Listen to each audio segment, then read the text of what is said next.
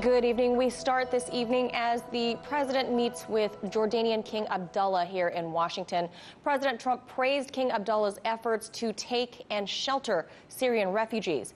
Meanwhile, the Syrian military is preparing to take back territory in the southwestern part of the country, currently controlled by U.S.-backed groups. Now the FSA is learning it may have to head into battle without major backing from American troops. RT correspondent Anya Parampil is here to explain. Anya? Manila, backed by Russian air support, the Syrian Arab Army is advancing rapidly in the country's southwest, liberating at least 7 towns from jihadist control this past weekend alone.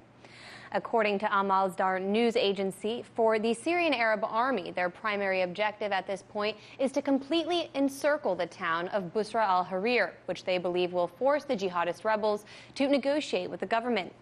And unfortunately for the militants, they may have to face the Syrian army on their own.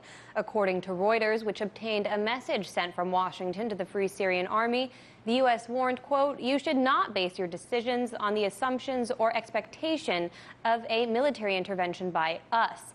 The letter adds, quote, "We in the United States government understand the difficult conditions you are facing and still advise the Russians and Syrian regime not to undertake a military measure that violates the zone."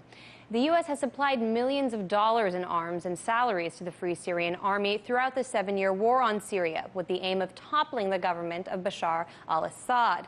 The message came just days after the U.S. State Department expressed concern that the Syrian military was expanding operations in the country, which it claims to be in violation of ceasefire agreements declaring portions of the southwest to be de-escalation zones.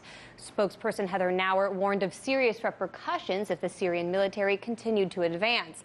However, it now seems the U.S. fears that following through on this promise could lead to direct military confrontation between American and Syrian troops. There are currently 2,000 American forces illegally stationed in Syria, considered by the Assad government to be invaders.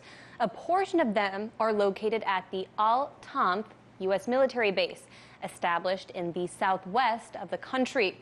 On Thursday, a Syrian soldier was killed and several others wounded in a U.S. coalition strike which hit Syrian army positions in the city of Homs. The following day, the U.S. claimed a, quote, "unidentified hostile force targeted its troops in Al-Tamf with shelling." As the Syrian military inches closer to victory, Washington is faced with a choice: risk escalation with the Syrian military and its allies, or accept defeat.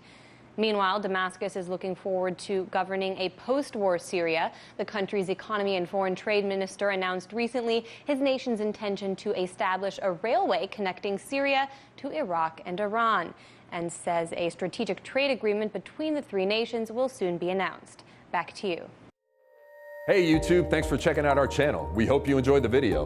We have tons of content for you just like this. For more of RT America's one-of-a-kind news and analysis, be sure to subscribe and never stop questioning more.